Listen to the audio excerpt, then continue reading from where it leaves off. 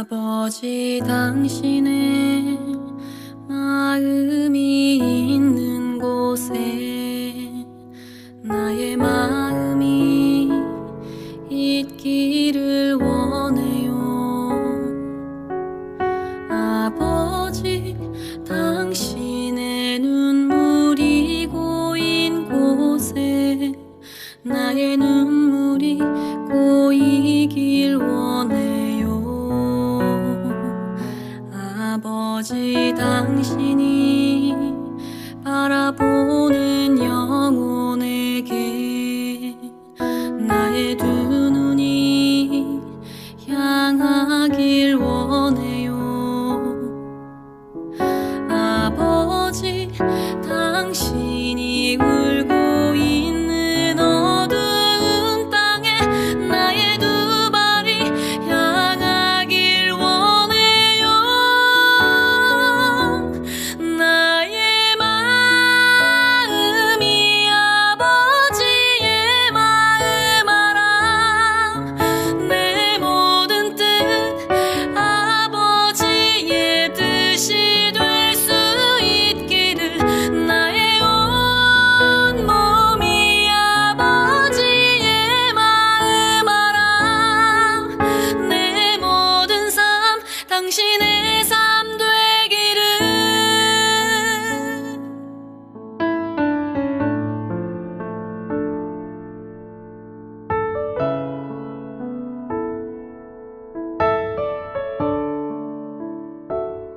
아버지 당신이 바라보는 영혼에게 나의 두 눈이 향하길 원해요. 아버지 당신이 울고 있는 어두운 땅에 나의 두 발이 향하길 원해요. 나의 마음이 아버지의 마음 알아. 내 모든 뜻 아버지의 뜻이 될 수 있기를. 나의 온 몸이 아버지의 마음 알아. 내 모든 삶 당신의 삶 되기를. 내 모든 삶 당신의 삶 되기를.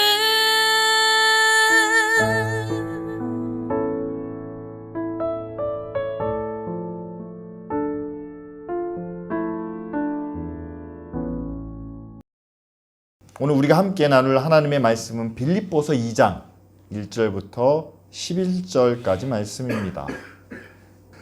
그러므로 그리스도 안에 무슨 권면이나 사랑의 무슨 위로나 성령의 무슨 교제나 긍휼이나 자비가 있거든 마음을 같이하여 같은 사랑을 가지고 뜻을 합하며 한 마음을 품어 아무 일에든지 다툼이나 허용으로 하지 말고 오직 겸손한 마음으로 각각 자기보다 남을 낫게 여기고 각각 자기 일을 돌아볼 뿐더러 또한 각각 다른 사람의 일들을 돌아보아 나의 기쁨을 충만하게 하라.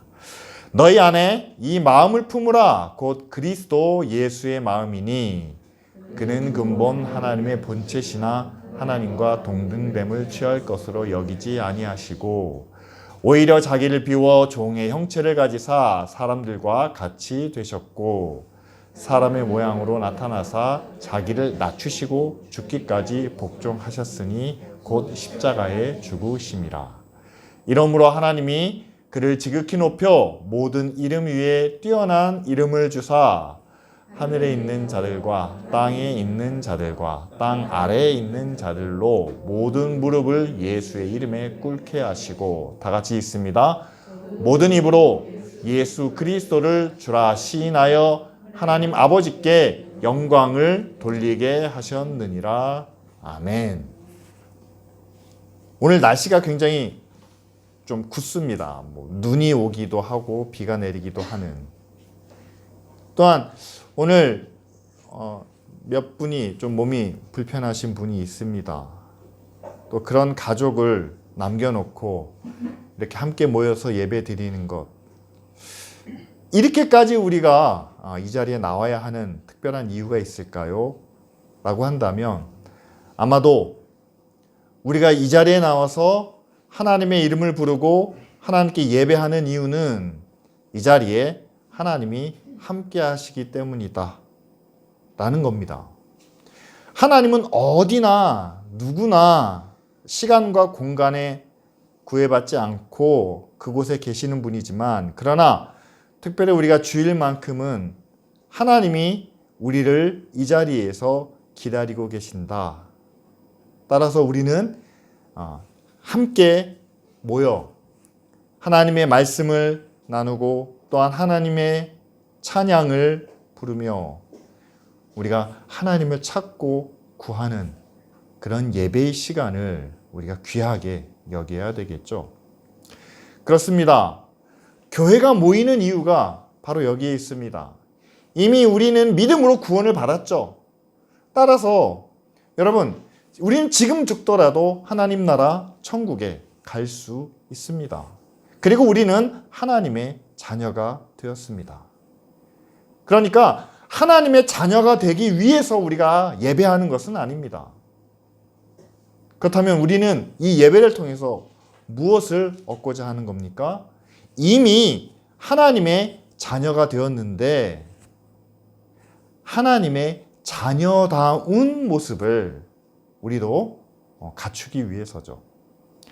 자녀면 다 자녀라고 할 수 있을까요? 자녀다운 모습을 갖춰야 하지 않겠습니까?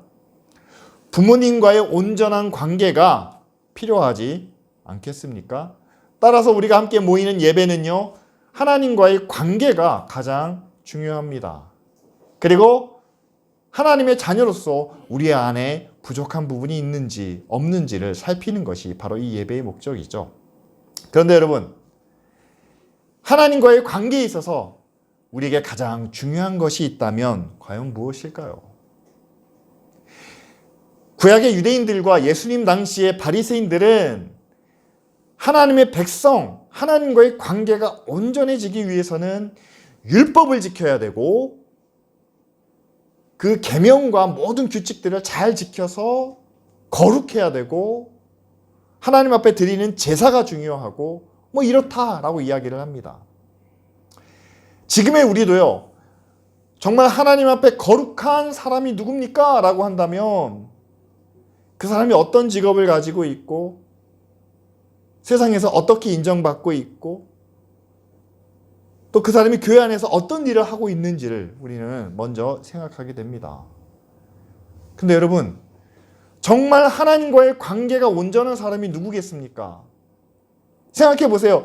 가정에서, 여러분들 집안에서 부모님과 가장 좋은 관계, 가장 가까운 자녀로서 부모에게 해야 할 가장 좋은 것을 하는 자녀가 누구겠습니까? 성공해서 부모에게 효도하는 자녀도 맞는 말일 겁니다. 부모가 말하는 것은 하나도 어기지 않고 그대로 잘 따르는 자녀도 맞는 이야기입니다. 그러나 정말 부모에게 가장 좋은 것을, 부모에게 가장 귀한 것을, 바울은 그래서 이렇게 말하는 것 같습니다. 하나님의 마음을 가장 잘 이해하는, 자녀에게도요, 부모님의 마음을 가장 잘 이해하는, 그래서 그 마음을 닮아가고자 하는. 그래서 오늘 말씀에도 5절에 바울은 그리스도 예수의 마음을 품으라 라고 이렇게 우리에게 말하고 있지 않습니까? 똑같은 이야기지만 여러분, 고린도전서 11장 1절에는요, 고린도 교인들에게 이렇게 바울이 이야기합니다. 내가 그리스도를 본받는 자가 된 것 같이 너희는 나를 본받는 자가 되라. 단순히 행동과 살아가는 모습만 그대로 똑같이 따라하라 라는 말이 아닙니다. 바울은 예수 그리스도의 마음을 품고 그 삶마저, 행동마저 그대로 따르기를 원했습니다. 그러면서 자신을 하나의 중간 징검다리로 놓고 내가 예수 그리스도를 따라가고 있으니 너희는 나를 따라오라 라고 이렇게 말하고 있죠. 마음을 담는 것, 그리고 그 마음을 함께 나누는 것, 그것이 하나님과의 가장 가까운 관계라면, 여러분, 기쁜 우리 교회가 함께 예배하고 함께 찬양하고 함께 말씀을 나누면서 우리가 바라봐야 할, 우리가 목표해야 할 것이 있다면 무엇일까요? 그렇죠. 우리도 예수 그리스도의 마음을 함께 품는 것이 아니겠습니까? 그런데 마음을 품은 것을 우리가 어떻게 알 수가 있습니까? 마음을 품었으면 그 마음을 가지고 함께 살아가는 모습을 보여야 되지 않을까요? 교회가 사역을 통해서, 모임을 통해서 우리가 예수 그리스도의 마음을 품고 그분을 본받는 것처럼 교회를 통해서 성도들이, 또한 믿음의 가정이 교회를 본받고 예수 그리스도를 본받는 데까지 이르러야 되지 않을까요? 또 같은 의미지만 에베소서에서는 바울이 이렇게 이야기를 합니다. 에베소서 4장 13절 말씀에 우리가 하나님의 아들을 믿는 것과 아는 일에 하나가 되어 온전한 사람을 이루어 그리스도의 장성한 분량까지, 그것이 충만한 데까지 이르기를 원한다 라고 말하죠. 여기서 한 가지, 그리스도의 장성한 분량까지, 또한 그것이 충만한 데까지 이르기를 원한다 라고 말씀합니다. 여러분, 자녀들은요 그냥 하나의 굳어진, 멈춰진 상태가 아니라 점점 더 성장하고 있다는 사실입니다. 우리가 구원받아서 하나님의 자녀가 되고 예수 그리스도의 마음을 품은데도 그렇습니다. 처음 하나님을 믿고 예수님의 마음을 품고 살아가는데요, 처음에는 어린아이와 같은 모습일 때도 있고, 또한 중간에 사춘기를 겪으면서 청소년기를 지날 때도 있습니다. 그러나 바울은 그런 변화에 있어서 우리의 믿음이, 우리의 마음이, 우리가 예수 그리스도를 닮아가는 것이 장성한 분량, 다시 말하면 어린이의 시기도 청소년기도 다 겪고 난 후에 성장한 하나님의 자녀로 온전히 예수 그리스도를 본받는 데까지 우리가 이르기를 원한다 라고 말씀합니다. 여러분, 자녀가 부모의 마음을 이해할 때 언제 그 부모의 마음을 온전히 이해한다고 합니까?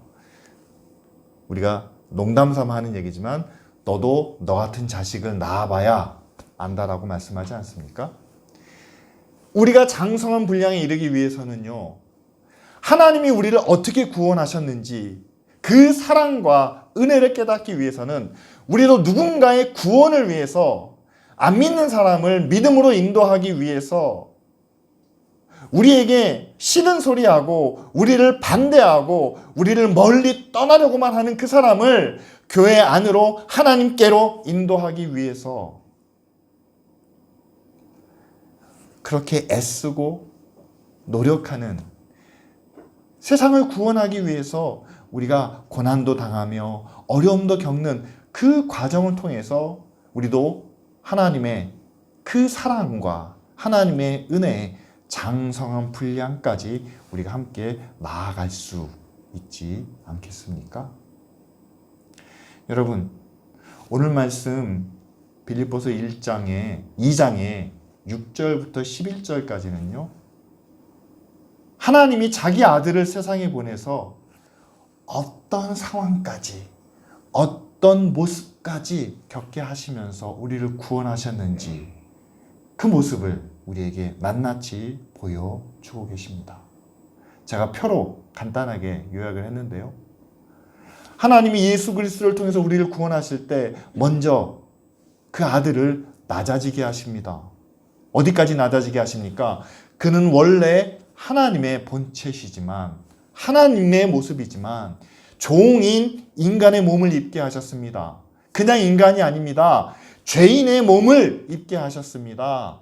그리고 죄인의 몸 중에서도 가장 낮은 자리까지 낮추시고 난 다음에 결국 십자가에 죽으심으로 십자가의 고난을 겪게 하심으로 인간이 감당할 수 있는 가장 낮은 자리, 가장 고통스러운 그곳까지 하나님이 자기 아들을 낮추시죠. 그러니까 예수님의 경험은 거기까지 이르렀다는 사실입니다.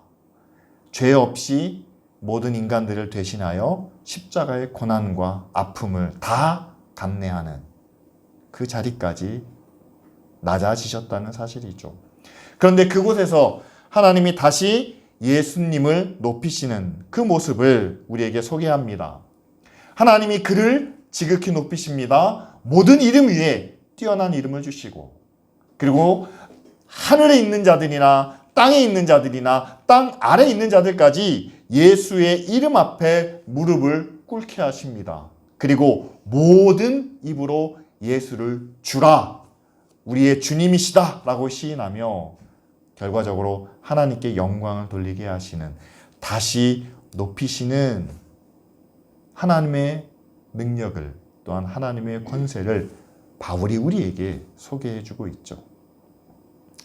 자, 너희는 예수 그리스도의 마음을 품으라 라고 권면한 후에 예수님이 어떤 분이시냐, 우리의 구원을 위해서 어떤 일을 행하셨느냐를 있는 그대로 우리에게 보여주십니다. 저 하늘 끝에서 우리의 땅 끝까지 내려오신 분이죠. 극과 극을 경험하게 하신 분입니다.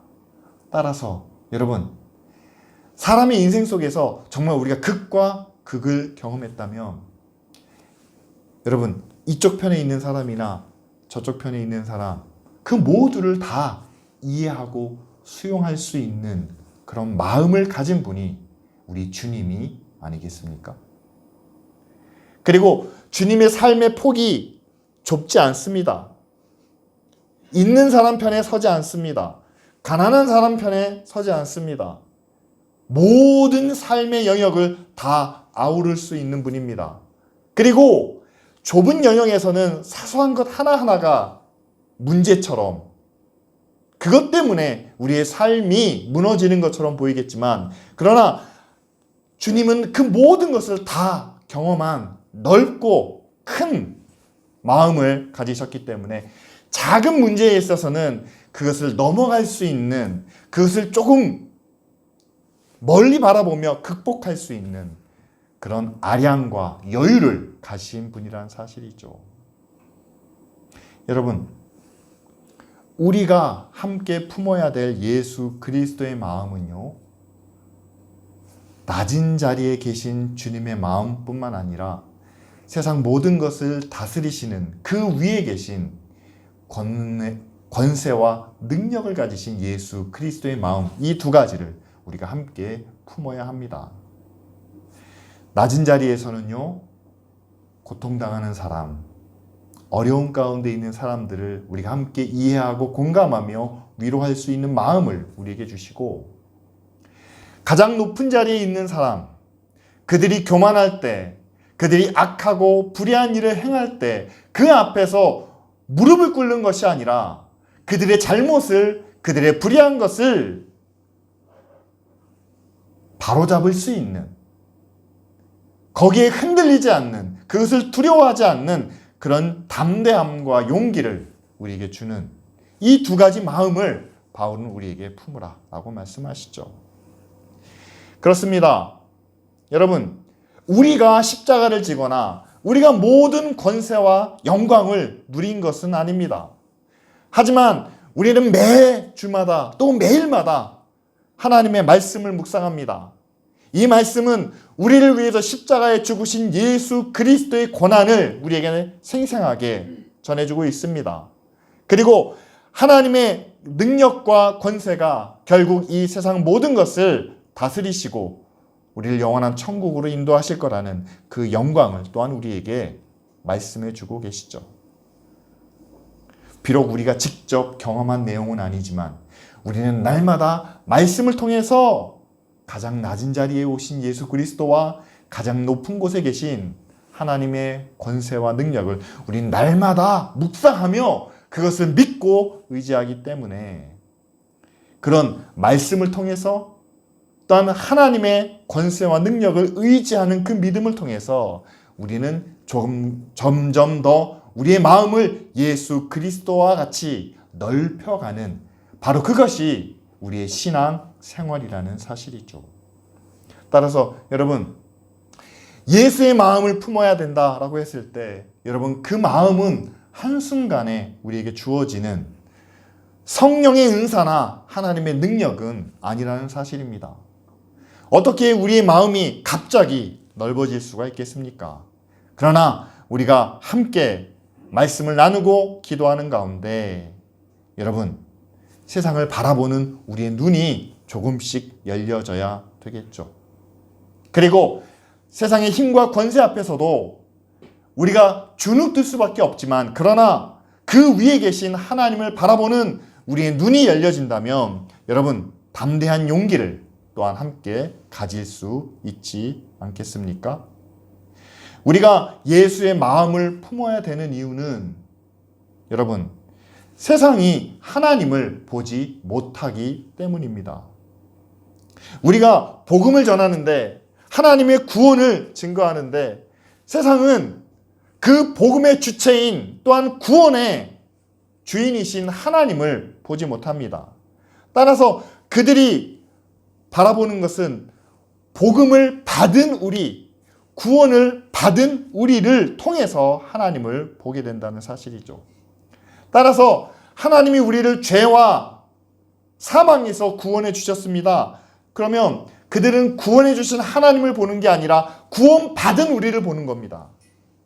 하나님이 이 세상을 심판하실 겁니다. 하나님의 의로, 하나님의 거룩하신 모습으로 이 세상을 심판하실 겁니다. 그런데 세상은 심판하실 하나님을 보지 못하고 그 심판에서 벗어난 교회를, 우리를 바라보게 된다는 사실이죠.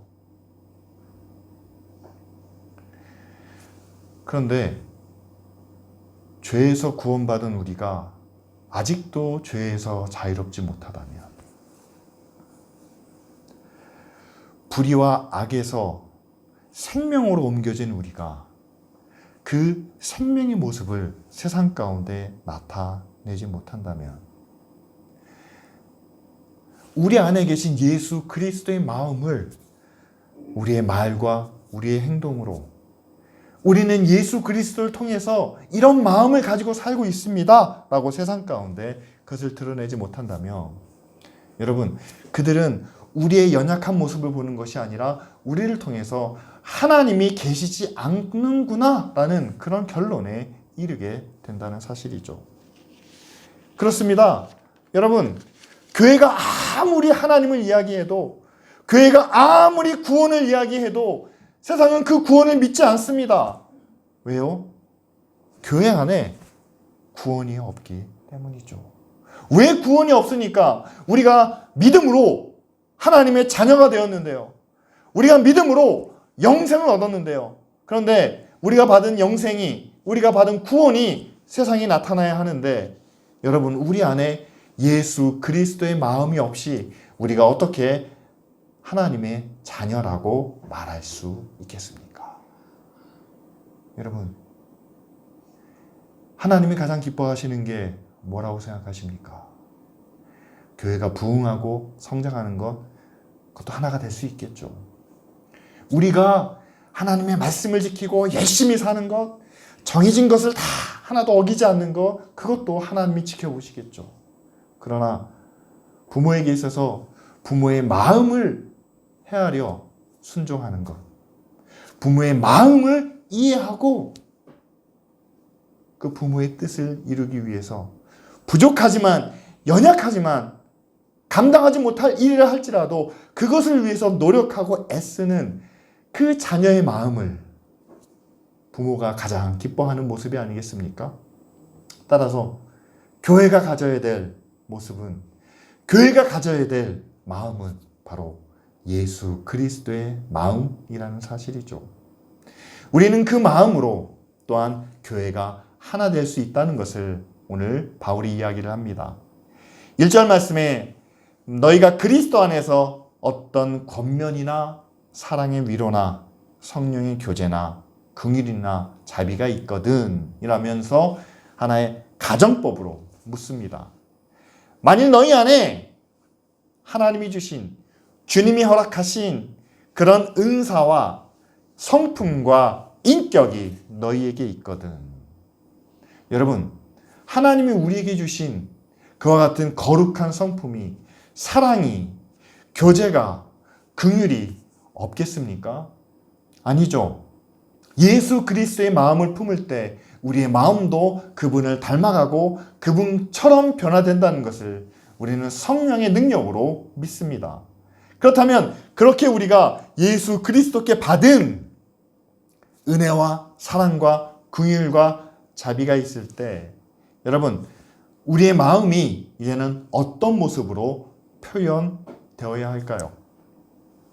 우리 안에 그런 것이 있다면 여러분, 그 마음을 가지고 예수 그리스도께서 이 땅에서 행하신 일들을 우리도 이어가야 하지 않겠습니까?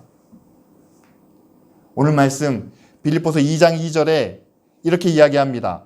마음을 같이하여 같은 사랑을 가지고 뜻을 합하여 한 마음을 품고, 그리고 난 뒤에 3절에는 아무 일에든지 다툼이나 허영이 아닌 겸손한 마음으로 각각 자기보다 남을 낮게 여기라, 이렇게 말씀하죠. 여러분, 교회가 감당해야 되는 것은 이런 일입니다. 우리가 해야 할 일도 중요하지만 그러나 우리 옆에 있는 다른 사람들을 돌아보는 일도 중요하죠. 그리고 그 일을 행함에 있어서 우리는 다툼이나 경쟁이나 또는 서로를 자랑하기 위해서 하는 것이 아니라 오히려 겸손한 마음으로 우리보다 다른 사람을 낮게 여기며 섬기고 나누고 베푸는, 그것이 바로 교회가 이 땅에서 감당해야 될 사역이라고 믿습니다. 그런데 그것보다 앞서서 우리가 해야 할 일이 있다면 여러분, 우리가 누구에게 그런 일을 해야 되느냐라는 사실이죠. 여러분, 누구에게 우리가 그런 일을 해야 됩니까? 우리는 그런 영역을 미리 정하려는 그런 마음이 있습니다. 사랑을 합니다. 섬김을, 나눔을, 봉사를 합니다. 누구에게 해야 할까요? 그것은 바로 앞에서 제가 말씀드린 것처럼 우리가 예수 그리스도의 마음을 품는다면 예수님이 행하신 것처럼 예수님이 돌보시고 예수님이 섬기고 예수님이 나누셨던 그 사람들에게 우리도 똑같이 실천하면 되지 않겠습니까?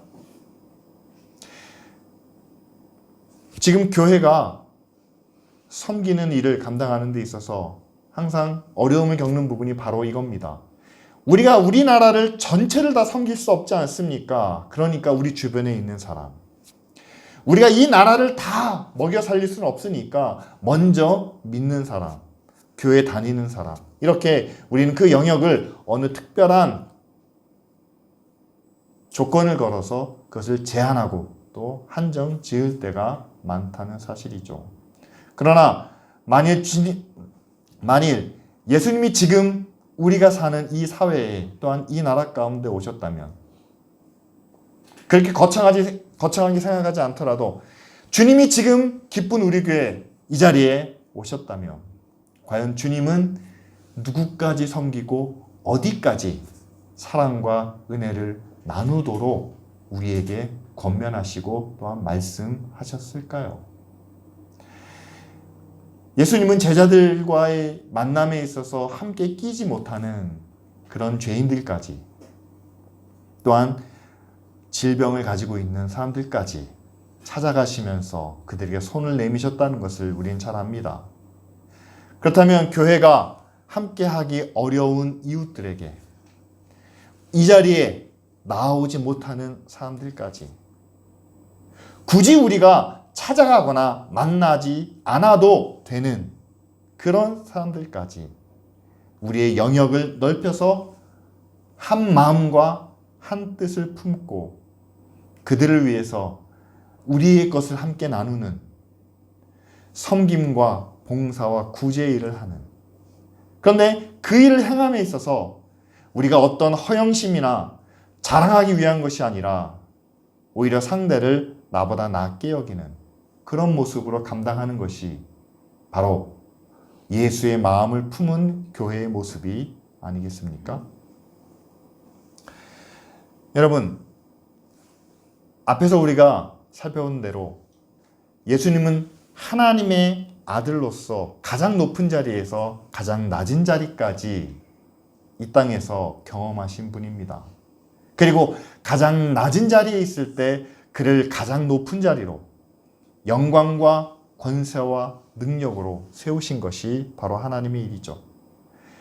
그런 경험을 하신 분이라면, 그런 것을 가지고 계신 분이라면 우리가 그분 앞에 나아갈 때, 우리가 그분 앞에 우리가 이렇게 살았습니다 라고 이야기할 때 우리도 예수님이 100에서 마이너스 100에서 플러스 100까지 사셨다면 우리는 마이너스 50에서 플러스 50까지 했습니다. 우리도 이 간격을 넓힐 수 있을 만큼 넓혔습니다. 우리가 행한 것으로 그분 앞에 나타내고 또한 그분 앞에 자랑할 만한 것이 있겠습니까? 아니요. 우리가 이 땅에서 행한 것으로 하나님을 기쁘시게 하는 일은, 여러분, 예수님이 행하신 일들을 우리가 계속 이어가고 있었습니다 라는 말이 가장 주님을 기쁘시게 하는 일이라 생각을 합니다. 거기다 하나를 덧붙인다면 주님이 하셨던 그 일을 우리가 계속 이어가고 있는데 그것을 그냥 우리가 공로를 세우기 위해서 우리가 하나님의 일이니까, 하나님의 뜻이니까 감당하기 위해서 하는 것이 아니라 오늘 바울이 권면하는 것처럼 아버지의 마음으로, 예수 그리스도의 마음으로, 주님이 우리에게 보여주신 그 사랑과 긍휼로 그 마음을 품고 주님이 하셨던 그 일을 우리가 계속 이어가고 있습니다 라는 것이 하나님을 가장 기쁘시게 하는 모습이 아닌가 생각을 합니다. 여러분, 교회가 예수 그리스도의 장성한 분량까지 이르기 원한다면 교회가 반드시 가져야 할 것은 바로 주님의 사랑과 긍휼이다 라고 저는 믿습니다. 왜냐하면 예수 그리스도의 사랑을 품으면 여러분, 예수님이 살아서 만나셨던 그 모든 사람들을, 그리고 살아서 섬겼던 그 모든 일들을 우리도 함께 감당할 수 있기 때문이죠.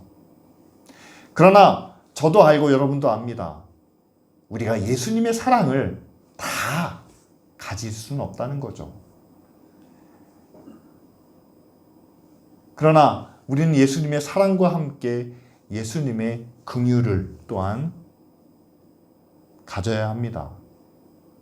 사랑으로 섬기는 것이 맞지만 사랑으로 나누는 것이 분명하지만 여러분, 사랑하지 못할 사람도 있습니다. 저 사람은 도저히 내가 사랑할 수 없는 사람도 있습니다.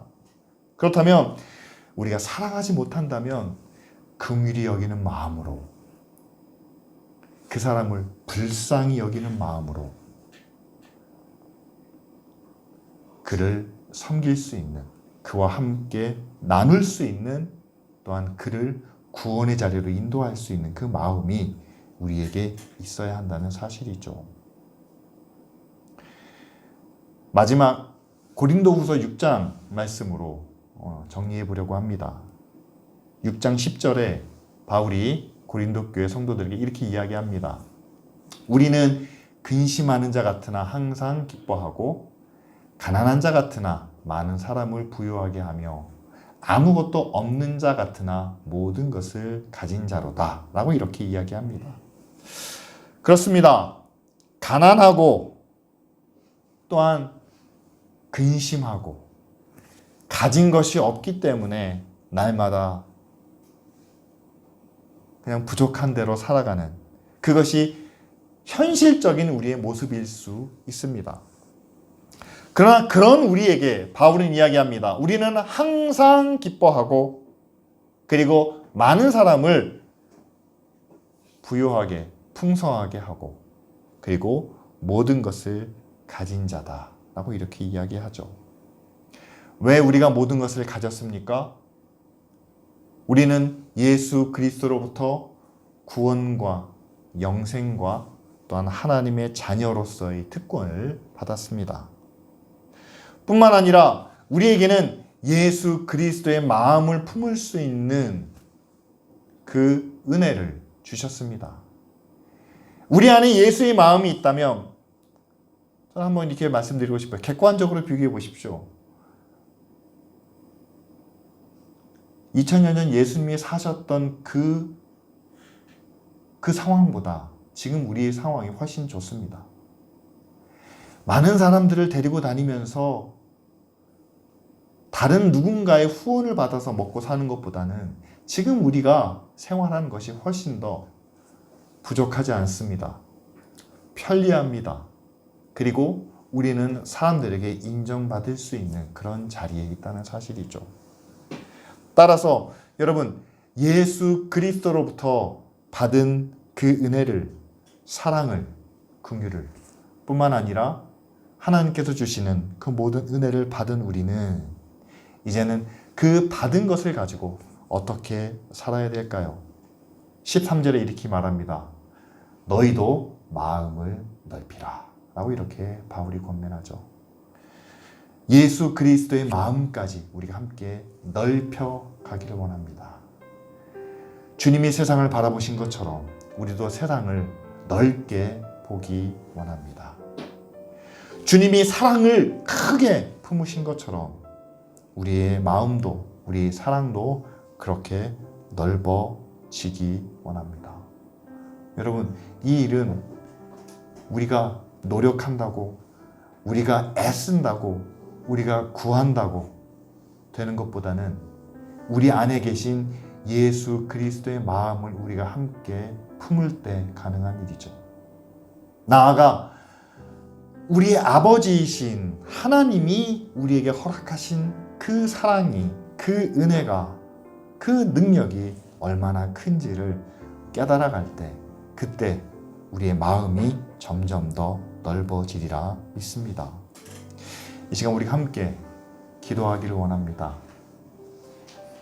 하나님의 사랑과 하나님의 은혜와 또한 하나님의 구원의 능력을 깨달아 예수의 마음을 품게 하여 주시옵소서.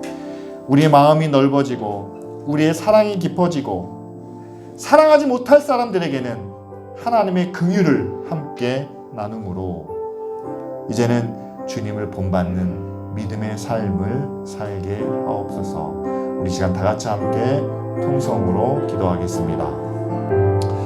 하나님,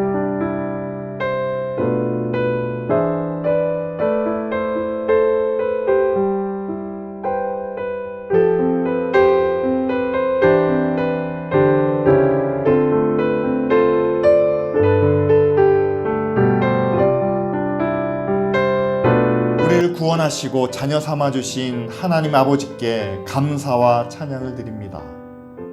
이제 기도하는 것은 우리가 영원한 생명을 얻고 하나님의 자녀가 되었사오니 자녀다운 모습을 갖추게 하여 주시옵소서. 우리를 사랑하시고 지켜주시는 그 아버지의 마음을 알고 온전한 자녀의 마음으로 아버지의 뜻에 순종하는 믿음의 사람들 되게 하여 주시옵소서. 하나님의 가장 귀한 아들 예수 그리스도의 마음을 우리도 함께 나누기 원합니다. 이 세상을 모두 사랑하시며 또한 이 세상의 모든 권세와 능력 앞에 당당하게 맞설 수 있는 그 마음을 우리에게도 허락하여 주시옵소서. 그래서 아버지,